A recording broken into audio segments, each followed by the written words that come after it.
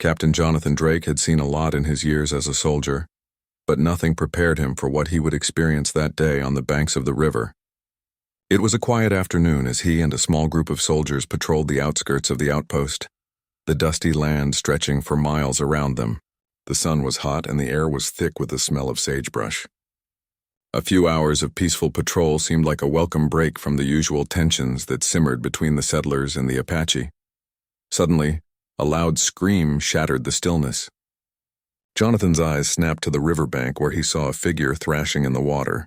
It was a woman, caught in the strong current, struggling desperately to keep her head above water. Without a second thought, Jonathan dropped his rifle and rushed toward the river, his boots sinking into the soft earth as he ran. His soldiers called out to him, but he was already too far gone, his focus on the woman's cries. He was a trained swimmer, and despite the powerful river, he had no doubt he could save her. The woman was close to going under when Jonathan reached her, her arms flailing as she gasped for air. He grabbed her by the waist, pulling her toward him. The current fought against him, but he kept his grip firm. With one powerful pull, he managed to drag her toward the shore. He could feel her body limp in his arms, and for a moment, fear gripped his chest. "Stay with me," he whispered, not sure if she could hear him. With all the strength he had, Jonathan reached the riverbank and hauled her up onto solid ground. The woman's chest heaved as she coughed up water, her face pale from the shock. Jonathan's hands were trembling, but he immediately moved into action.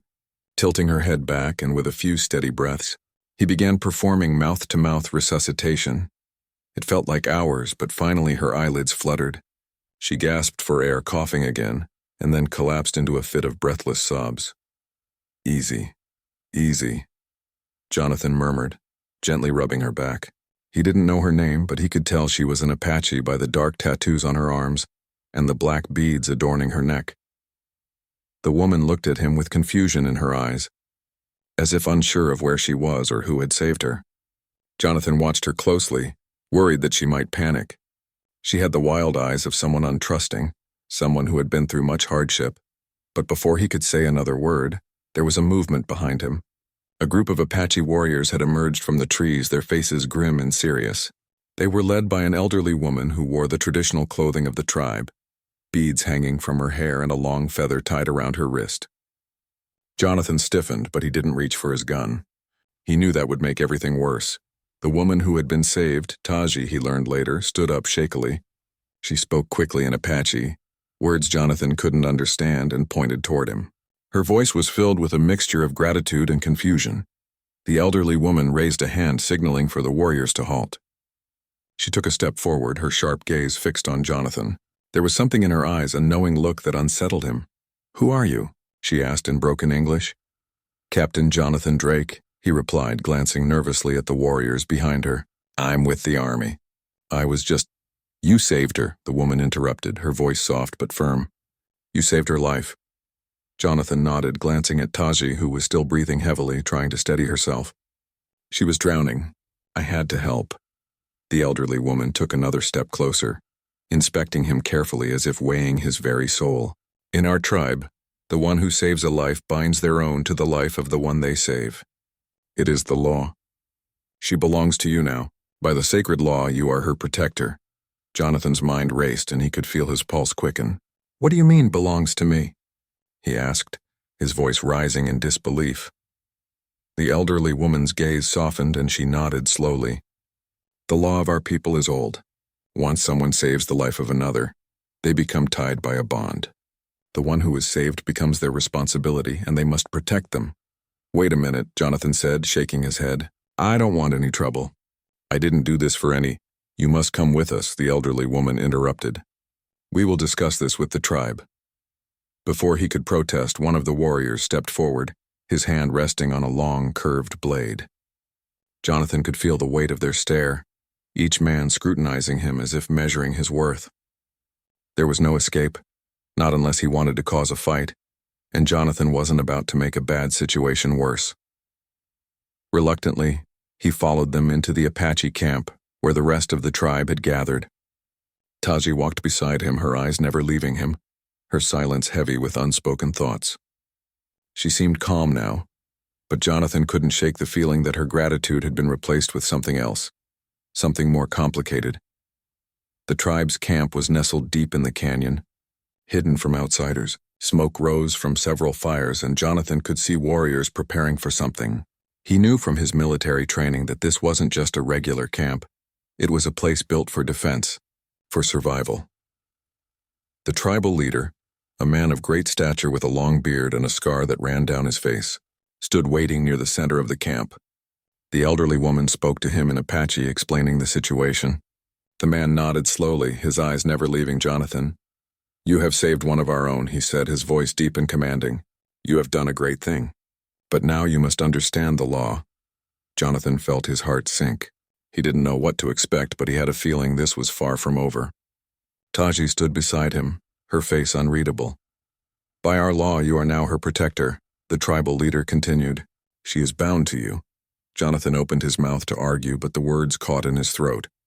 What was he supposed to say? He wasn't prepared for this. "I didn't want this," he finally said, his voice quieter than he intended. "I just did what anyone would do." The leader's gaze softened, but there was a firmness to it. "It is not what you wanted. It is what has been chosen for you. Now you will have to live with it." Jonathan glanced at Taji, who was still silent, her eyes looking down at the ground. He couldn't help but feel sympathy for her. She didn't ask for this either. The tribal leader then looked at the rest of the warriors. "We will leave you both for now. The decision of your bond will be discussed tomorrow. Until then, you will rest here." Jonathan was led to a small tent near the center of the camp, Taji walking silently beside him.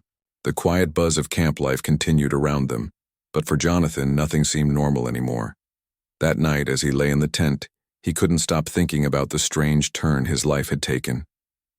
He wasn't sure how he felt about Taji, but one thing was certain. This bond would change everything. And whatever came next, he would have to face it, not just for himself, but for her as well. Jonathan woke up the next morning with a sense of heaviness in his chest. The events of the day before, Taji's near drowning and the strange law of the Apache people, replayed in his mind over and over again. He hadn't been prepared for this.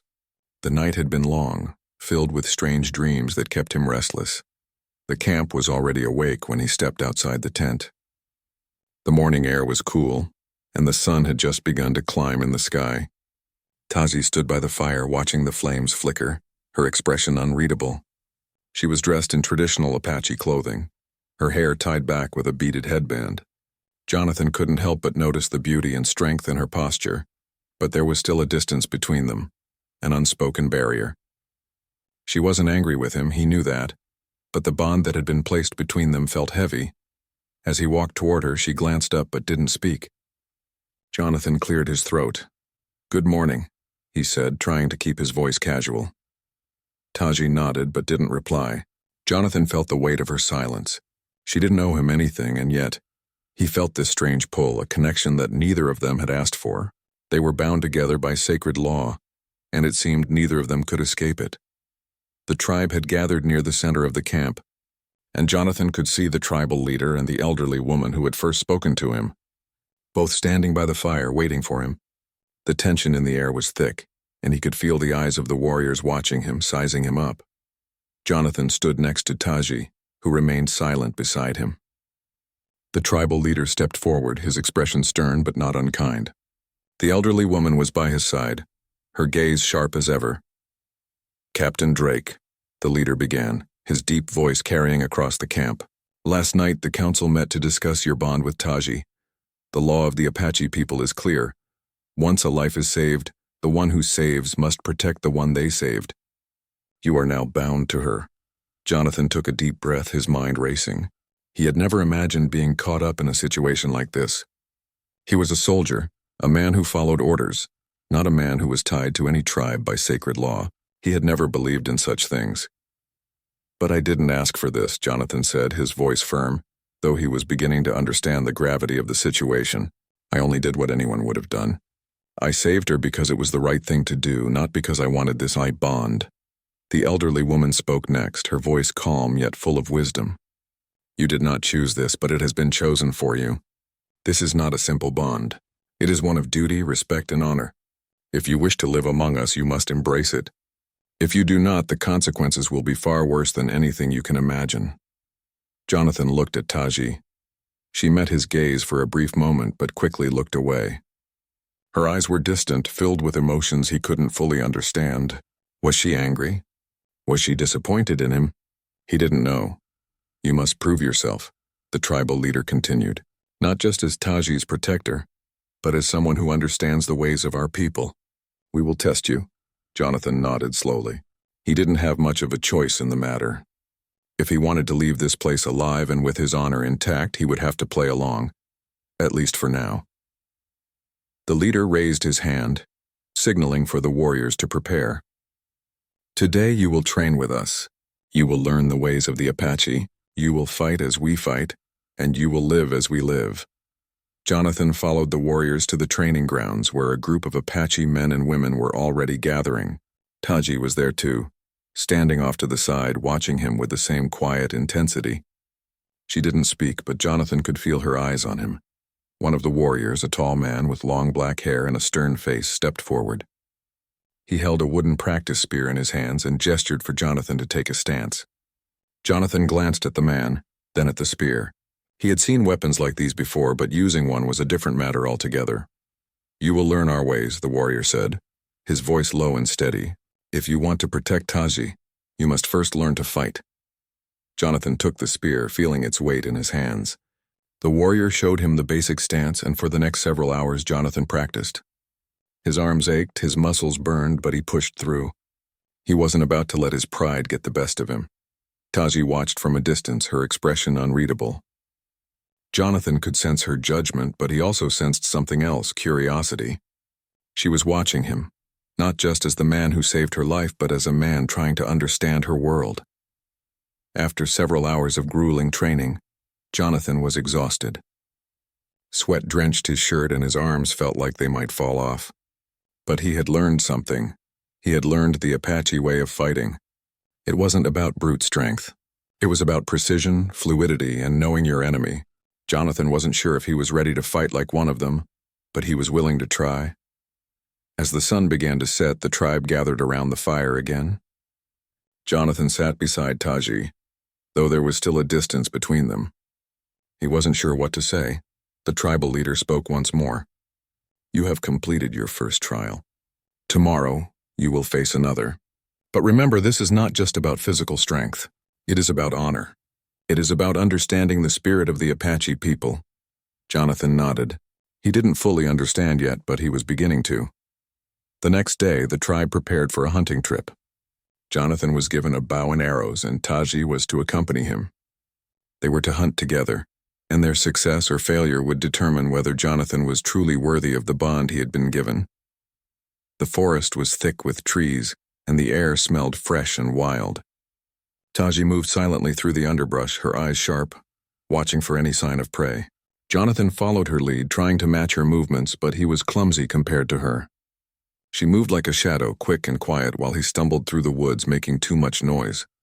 After hours of searching, Taji stopped and pointed to a deer grazing in a small clearing. Jonathan took a deep breath and nocked an arrow. He drew the bowstring back, aiming carefully. He had learned some things in his training, but this was different. This wasn't a practice fight. This was a real hunt. Taji watched him closely, her gaze steady. She didn't speak, but Jonathan could feel the weight of her expectations. He released the arrow. The deer dropped to the ground, a clean shot. Taji nodded once, her approval clear in her eyes. Jonathan let out a breath he hadn't realized he was holding. As they approached the deer together, Jonathan realized something important. This was more than just a bond between him and Taji. This was a test of his strength, his honor, and his willingness to understand the ways of a people he had never truly known. Taji's quiet smile was all the reward he needed.